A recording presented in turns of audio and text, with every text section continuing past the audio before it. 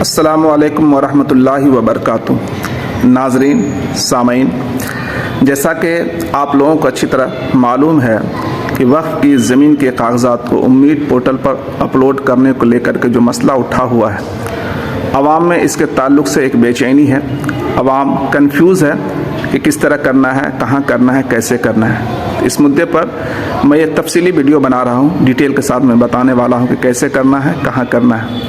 आप लोग गौर से इसे सुने, देखें और इस वीडियो को ज़्यादा से ज़्यादा शेयर कीजिए ताकि लोग इससे फ़ायदा उठा सकें, आवाम को इससे फ़ायदा हासिल हो। सबसे पहले समझने वाली ये बात है कि ज़मीन कई किस्म की होती है। एक ज़मीन वो होती है जो ज़ाती होती है, पर्सनल होती है, किसी ख़ास शख्स की होती है और उसी पर मस्जिद मदरसा कायम होता है। दूसरी ज़मीन ऐसी होती है जो ख़रीदी हुई होती है, मस्जिद के नाम से, मदरसे के नाम से, कब्रिस्तान, ईदगाह वगैरह के नाम से या किसी ट्रस्ट के नाम से। तीसरी ज़मीन ऐसी होती है जो वक्फ की होती है, यानी कि किसी शख्स ने अपनी ज़मीन को वक्फ कर दिया और वो ज़मीन वक्फ बोर्ड में रजिस्टर्ड है और उस पर यह मस्जिद मदरसा कब्रिस्तान कायम है। चौथी ज़मीन ऐसी होती है जो वक्फ की होती है, यानी किसी ने वक्फ तो उसे किया है मगर वो वक्फ बोर्ड में रजिस्टर्ड नहीं है। और पांचवी ज़मीन ऐसी होती है जिस पर बरसों से, सालों से मस्जिद मदरसा कब्रिस्तान ईदगाह वगैरह कायम तो है, मौजूद तो है, मगर उस ज़मीन के कागजात नहीं है। उस ज़मीन के बारे में ये पता नहीं होता कि ज़मीन किसकी है, इसका मालिक कौन है, पर बरसों से उस ज़मीन पर ये सब चीज़ें मौजूद हैं। ऐसी ज़मीन को वक्फ बाय यूज़र कही जाती है।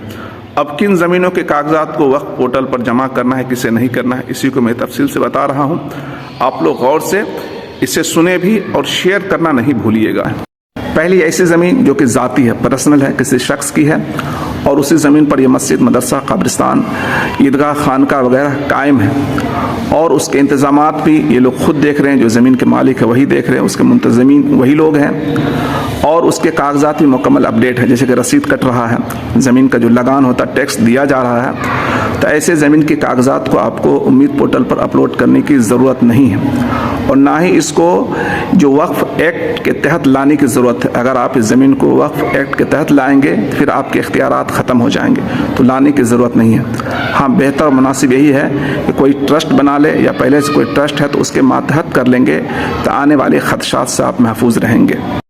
दूसरी वह ज़मीन जो ख़रीदी गई है, मतलब जैसे कि ईदगाह के नाम से ख़रीदी गई है या मस्जिद के लिए या मदरसे के नाम से या कब्रिस्तान के नाम से या कोई तंजीम या ट्रस्ट के लिए उसके नाम से ख़रीदी गई है और उस पर ये सब चीज़ें कायम भी है, ये मस्जिद मदरसा ईदगाह वगैरह बना हुआ भी है, तो ऐसे ज़मीन के कागजात को भी आपको उम्मीद पोर्टल पर रजिस्टर करने की ज़रूरत नहीं है। इसलिए कि याद रखिएगा, जो ट्रस्ट है वो वक्फ एक्ट से बाहर है, वक्फ एक्ट में ट्रस्ट शामिल नहीं है, इसलिए इसको रजिस्टर करने की ज़रूरत नहीं है। तीसरी ऐसी ज़मीन जो वक्फ की है, मतलब किसी ने वक्फ कर दिया है और वह ज़मीन वक्फ बोर्ड के तहत रजिस्टर्ड भी है, तो फिर उस ज़मीन के कागजात को आपको उम्मीद पोर्टल पर अपलोड करना होगा। फिर ये ज़रूरी है कि आप उसके कागजात को उम्मीद पोर्टल पर अपलोड करें, ये ज़रूरी हो जाता है। चौथी वह ज़मीन जो वक्फ की है, मतलब किसी ने वक्फ किया है और ये वक्फ बोर्ड में रजिस्टर नहीं है, तो ऐसी सूरत में आपको इस ज़मीन के कागजात को उम्मीद पोर्टल पर अपलोड करना होगा और इस ज़मीन को वक्फ बोर्ड में रजिस्टर भी कराना होगा। ये लाजिम है कि आप उम्मीद पोर्टल पर इसे अपलोड भी करें और वक्फ बोर्ड में इसे रजिस्टर भी करवा दें। पांचवी ऐसी ज़मीन जो वक्फ बाय यूज़र है, मतलब ऐसी ज़मीन जिसके कागजात नहीं हैं, जिसका मालिक का पता नहीं है, उस ज़मीन पर मस्जिद मदरसा कब्रिस्तान ईदगाह खानका वगैरह बरसों से कायम है, तो उसको क्या करेंगे, ऐसी ज़मीन को भी आपको वक्फ पोर्टल पर अपलोड करना होगा। अब शर्त यह है कि कागजात तो है नहीं और कागजात ही उस पर अपलोड की जाती हैं, तो ऐसी सूरत में आप क्या करेंगे, तो ऐसी सूरत में आप ये करेंगे, जैसे कब्रिस्तान है, कब्रिस्तान में बाउंड्री वगैरह जो बनती है वो सरकारी फंड से बनाया जाता है। तो जब सरकार इसे पास करती है तो जाहिर सी बात है, सरकार कब्रिस्तान ही के नाम से वो बाउंड्री को पास किया है, तो वो कागजात आप ऊपर कीजिए। उसी तरह मस्जिद में बाउंड्री वगैरह, बाथरूम वगैरह बनते हैं, मदरसा में इमारतें, बिल्डिंग वगैरह बनाई जाती है सरकारी फंड से, बाउंड्री बनाए जाते हैं, बाथरूम, चबूतरा वगैरह बनाए जाते हैं, तो जो सरकारी फंड से बनाए जाते हैं तो सरकार उस मस्जिद, मदरसा, कब्रिस्तान के नाम से ही वो फंड इशू करती है, पास करती है।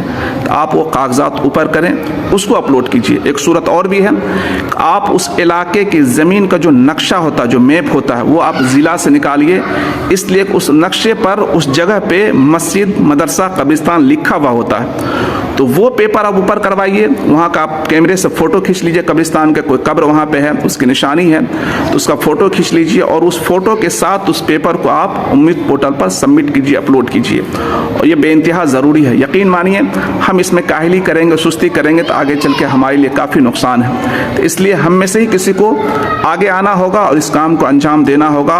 और सभी लोगों से मैं गुजारिश करता हूँ कि आप इस काम को बेहतर ढंग से अंजाम दें और इस वीडियो को ज़्यादा से ज़्यादा शेयर कीजिए लोगों तक, ताकि लोग इससे फ़ायदा उठा सके, उसको मुकम्मल जानकारी हो। और अगर इसको और आप तफसील से जानना चाहते हैं तो आप, बहुत सारी तंजीमें हैं, जैसे पटना के इदारे शरिया हो गया, आप उससे रब्ता कीजिए और भी बेहतर ढंग से आपकी मदद करेंगे। और ज़िलावार इसकी शिविर भी लग रही है, आप वहाँ से भी अच्छी जानकारी ले सकते हैं, वहाँ भी मदद, आपको बेहतर ढंग से मदद हासिल हो जाएगा।